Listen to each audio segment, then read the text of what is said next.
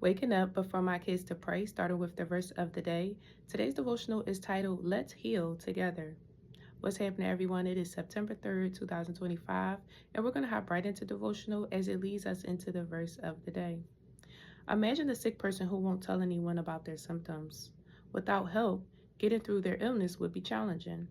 Whether they need help from a doctor or just someone checking to see how they're doing, it's much easier to heal with the help of others. Similarly, when we don't tell anyone about the challenges we're facing, it can be harder to work through them. Sometimes we do things we know are wrong, but we don't want to tell anyone about it because we're embarrassed, ashamed, or think we can handle it on our own. This is because we're all affected by sin, and sin is the wrongdoing and brokenness that separates us from God.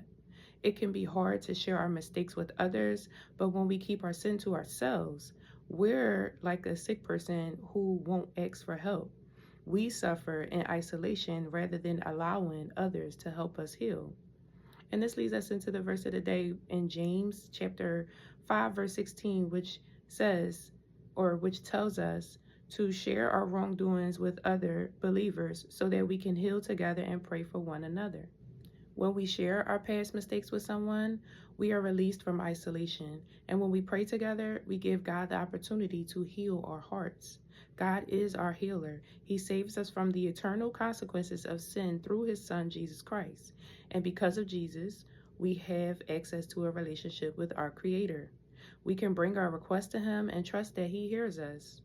This doesn't mean that God will always answer our prayers in the way we think that they should be answered, but instead, when we share our brokenness with him, he invites us on a journey that will help us grow closer to him. So if you're struggling with something today, take some time to share it with a trusted believer. Allow them to pray with you and you with them as you ask God to guide you as you heal.